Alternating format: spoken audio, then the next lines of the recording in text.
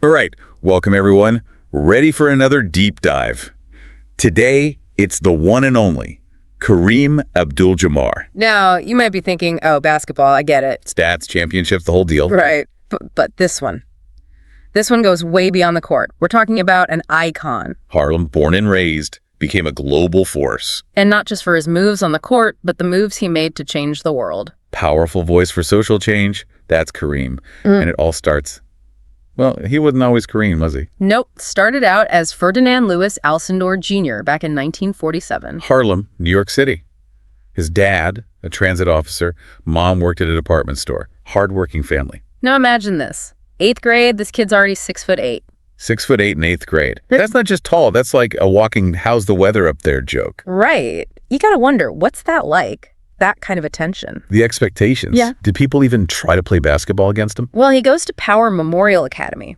And this is where it gets wild. Led his team to a 71-game winning streak. Wait, hold on. 71. Straight wins. That's not high school. That's a dynasty. No wonder they called him the Tower from Power. You can practically picture it. And here's the thing. It wasn't just the physical dominance, even then. You're telling me he was already like a scholar too at that age? This kid was reading history, philosophy, all while breaking records on the court. So NBA straight out of high school, right?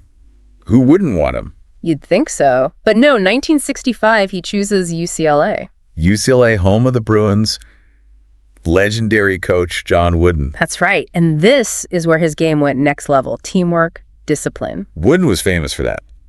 But you can't forget the skyhook. How does a shot become a legend?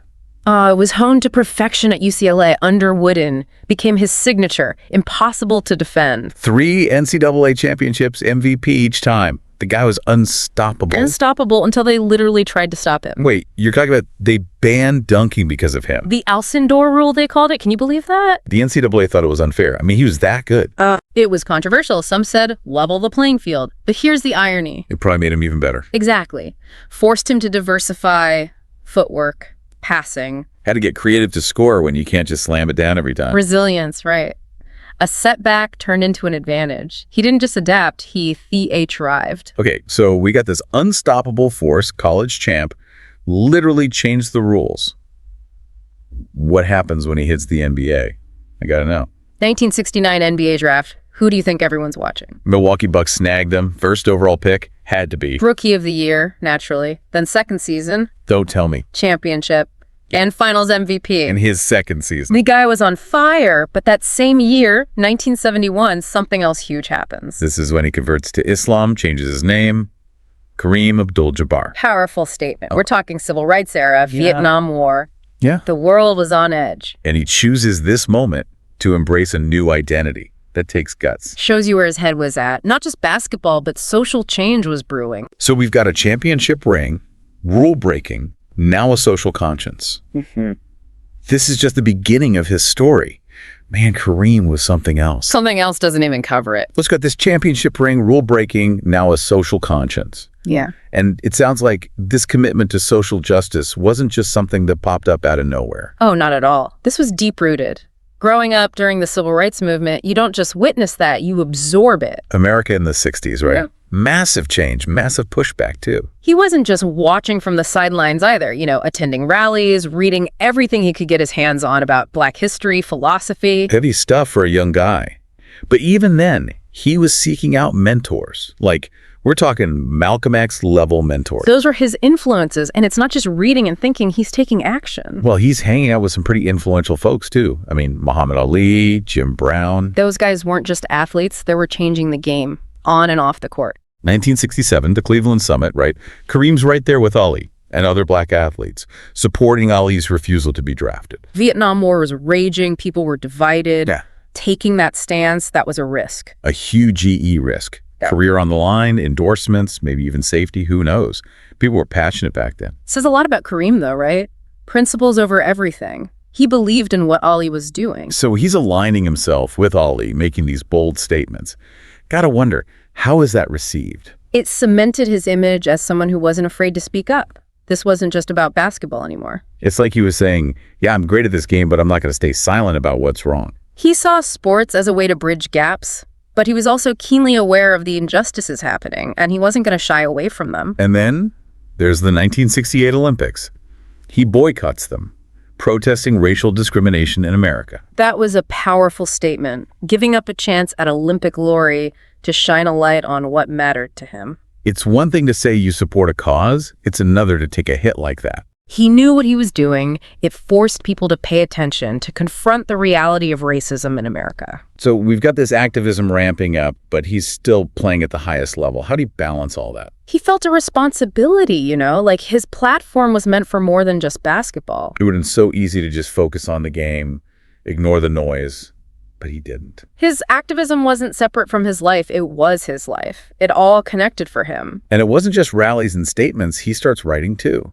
His book, Giant Steps, back in '83, it's like a window into his soul. His personal journey, becoming Muslim, dealing with racism. Yeah. It's all there, raw and honest. You get a deeper sense of who he was, what he stood for, beyond the basketball court. And he didn't shy away from tough topics. Made you think, made you uncomfortable sometimes. Brothers in Arms, the book he co-wrote, telling the story of the 761st Tank Battalion, an all-black unit in World War II. Powerful stuff. He had this passion for bringing those untold stories to light. History that was forgotten, voices that were silenced. So we've got the athlete, the activist, now the writer. But then there's this whole other side of Kareem. Oh yeah, the pop culture Kareem. Who could forget Airplane? That scene, him as the co-pilot, Roger Murdoch. Comedic gold. People probably didn't expect that from him.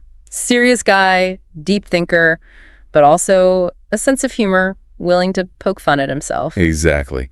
And then there he is, showing up on The Fresh Prince of Bel-Air later on, reaching a whole new generation. Shows you how his appeal it spanned generations. Use those moments to entertain, but maybe also to spark some curiosity in his other work. Athlete, activist, writer, pop culture icon. This guy did it all. And it wasn't just for show. He was making a difference with every step. And the recognition came. 2016, President Obama awards him the Presidential Medal of Freedom. Highest civilian honor in the U.S. That says it all, really. His legacy goes way beyond the game. Way beyond. And it's still unfolding, He inspires people to this day. It's honestly hard to wrap my head around all that Kareem accomplished. Right. Like, where do you even begin? 6 NBA MVP awards, 19 All-Star selections. All-time leading scorer in NBA history. And those are just the basketball stats. We haven't even gotten to the off-the-court stuff. It's almost like two separate Kareems, but they're both woven together. The athlete, the activist, the writer. And it all blends so seamlessly. His impact off the court is as impressive as anything he did on it. And then there's the Lakers era, the Showtime era. Showtime. That was something else. Fast-paced, exciting. They revolutionized the game. Magic Johnson, James Worthy. The whole team was electric. But even amidst all that flash and talent, Kareem was the anchor. the veteran presence, the steady leadership. He provided the foundation for all that success. I've heard stories about his training regimen. Like the guy was dedicated to fitness way before it was the norm. Oh, absolutely. Yoga, martial arts, strict diet. He took care of his body like a temple. And it paid off, right. Played at a high level for 2 decades. Longevity like that, it's not just luck. It's discipline, dedication, a holistic approach. And he didn't just keep it to himself.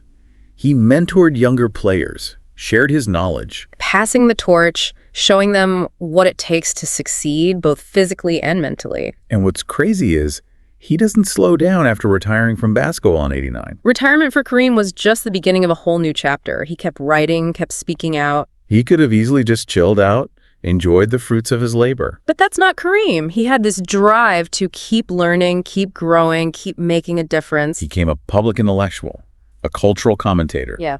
Always pushing boundaries. And he did it all with such dignity, such intellect. Never chased the spotlight, but he always spoke his truth no matter what. And that's why his voice resonated so deeply. It was authentic, informed, and rooted in his experiences. So as we wrap up this deep dive, it makes you think, right? About what matters, about how to use your platform, about leaving a legacy. Kareem's story, it's about more than just basketball. It's about using your gifts, your voice, to make the world a better place. He set a high bar, that's for sure. But his story shows us it's not about reaching that bar perfectly. It's about striving for it every single day. And on that note, I think we've reached the end of our deep dive. Thanks for joining us, folks. Hope you learned something, and more importantly, hope you were inspired. Kareem's journey, it's a reminder that we all have the power to make a difference.